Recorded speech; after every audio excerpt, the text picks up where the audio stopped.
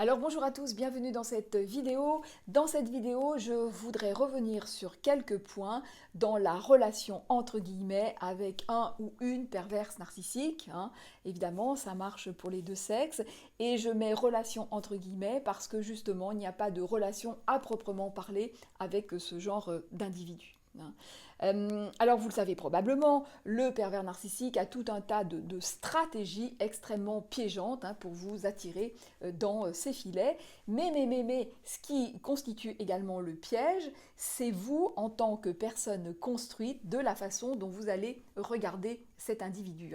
Et c'est bien normal. Et ça fait aussi partie du piège. Parce que en tant que personne construite, en tant que personne en capacité d'avoir des sentiments, de l'empathie, des valeurs, doué d'une conscience, d'une capacité à culpabiliser, à se remettre en cause, eh bien, on va observer le PN avec toutes ces capacités-là. Parce que dans la vie, déjà un truc tout bête, la première des choses, dans la vie, qu'est-ce que l'on voit? Eh bien, on voit des gens avec des qualités, des défauts, parfois gentils et puis parfois moins gentils. Nous-mêmes, parfois on est très gentils et puis parfois moins sympathiques. Donc voilà, c'est comme une pièce avec deux faces, qualité, défaut, gentil, méchant, voilà. Bon. Sauf que le pervers narcissique, lui, ça n'est pas comme ça. Parce que ce qu'on va faire, c'est quand on va voir le PN parfois gentil, parfois méchant, eh bien, on va le lire comme une personne classique. Et d'ailleurs, généralement, quand il va être moins gentil, il va nous expliquer que c'est de notre faute. Donc on va se dire, faut qu'on fasse attention pour pas le heurter, déclencher sa colère, et puis pour qu'il soit gentil. Sauf que le PN, la division, elle n'est pas comme ça, elle est transverse. Y a pas, quand on entend que le PN a deux visages, non, le PN n'a pas de visage. C'est à l'intérieur, c'est complètement chaotique, c'est le chaos total, c'est fait de haine et de colère et de destruction. Et puis, il affiche une belle vitrine pour attirer le chaland.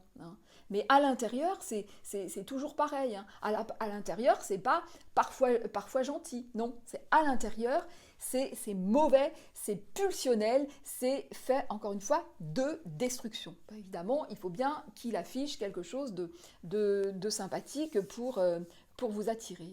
Donc toutes les soi-disant qualités qu'il va montrer, ça n'est que du fake. Que du fake, à l'intérieur, ça n'existe pas. Très important de comprendre ça, même si je sais que c'est difficile. Autre chose également d'extrêmement piégeant, c'est que si vous voyez le PN uniquement comme un manipulateur, eh bien là aussi, vous allez être piégé parce qu'il n'est pas que ça. C'est aussi quelqu'un qui est dysfonctionnel. Et le truc, c'est que évidemment qu'il a des raisons pour être pervers narcissique. Il n'est pas né comme ça. Dans son histoire, il y a quelque chose qui s'est vraiment très très mal passé. Donc évidemment, c'est pas parce que son histoire s'est mal passée qu'il doit détruire l'autre et surtout que vous devez vous laisser faire. Mais il a de bonnes raisons. Le truc, c'est que le PN, il est dans le déni de cette douleur initiale. Il n'arrive pas, il ne peut pas ou il ne peut plus voir en fait vraiment ce qui s'est passé pour pouvoir justement comprendre et puis évoluer. Il a fermé le truc là à tout jamais et puis il est resté complètement non construit à l'intérieur.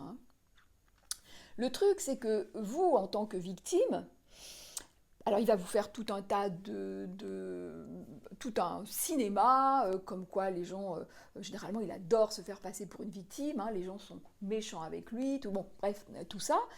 Et puis vous allez peut-être voir un petit peu dans un second temps qu'effectivement c'est du cinéma, tout ça, et en même temps, il y a quelque chose qui va vous interpeller, dire oui, mais quand même, tout ça, je n'arrive pas vraiment à le croire pleinement.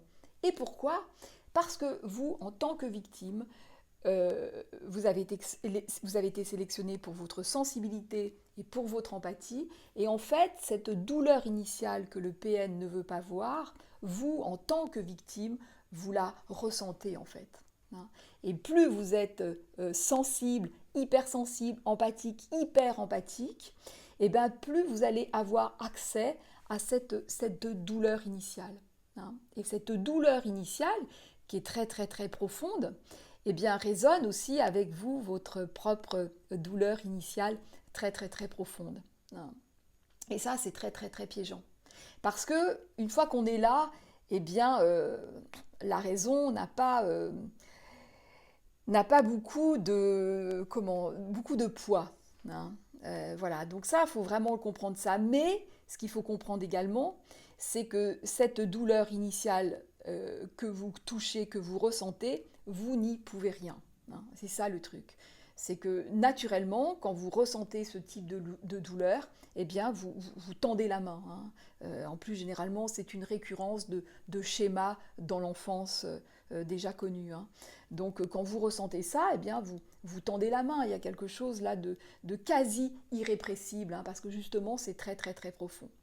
Et là, c'est un piège parce que, encore une fois, vous ne pourrez pas réparer le PN à ce niveau-là. À cet endroit-là, voilà, il n'y a rien à faire, il n'y a que lui qui pourrait faire quelque chose. Il n'y a que lui qui doit prendre conscience pour s'en sortir. Mais ça n'arrivera pas. Pourquoi ça n'arrivera pas ? Parce que pour changer, pour être en capacité de faire ce travail, eh bien, faut une motivation, il faut déjà une conscience et puis des motivations. Le PN, lui, c'est quoi ses motivations ? Qu'est-ce que vous voulez qu'il aille voir à quel point, qu'il aille farfouiller dans sa douleur, voir à quel point il est non construit, voir à quel point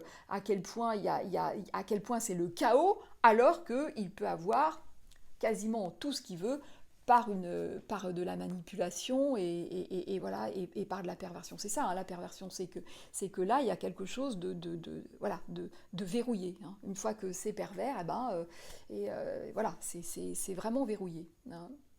Voilà.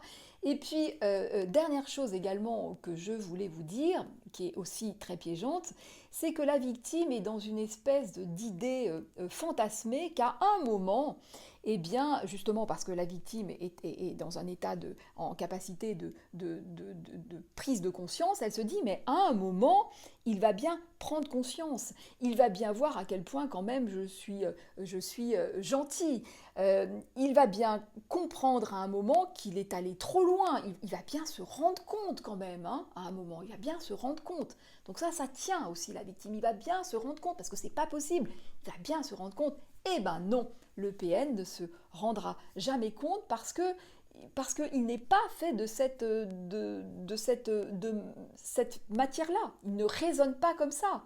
Donc, lui, c'est un jeu pour lui. Il y a une espèce de jeu et voilà, il y a un gagnant, un perdant et il a zéro culpabilité en fait. Zéro culpabilité. Donc, et ça tient beaucoup les victimes. Et puis également, ce qui tient la victime, c'est qu'elle se dit à un moment, il va comprendre et puis du coup, je vais le toucher. Et puis peut-être, avec tout le mal qu'il m'a fait, moi aussi, là, je vais pouvoir enfin lui faire mal. Et ça n'arrivera jamais. Si, vous lui ferez du mal parce que vous touchez son ego, mais c'est très... De toute façon, voilà, vous allez déclencher une rage narcissique, mais vous ne pourrez jamais le toucher comme vous avez été touché, parce que vous êtes touché vraiment à l'intérieur de vous. Lui, ça, c'est tout fermé, c'est tout verrouillé, donc ça n'arrivera jamais. Voilà, donc ce qu'il faut bien comprendre avec ce genre d'individu, c'est que tant que vous le considérez comme une personne à part entière, eh bien vous êtes piégé. Vous êtes piégé parce que voilà comment vous allez le voir, voilà comment vous allez analyser, voilà comment... Et c'est sans fin, vous ne vous en sortirez pas. La seule façon de vous en sortir, c'est de vraiment voir à quel point c'est un ersatz en fait, et que c'est se dire, tiens, si ce genre d'individu traverse ma vie, c'est parce que je dois comprendre des choses sur moi. Et c'est tout. hein. C'est vraiment ramené à vous, hein. Donc, lui ou elle traverse vos vies uniquement pour que vous voyez, que vous arriviez à voir des choses chez vous qui vous échappent en fait, hein.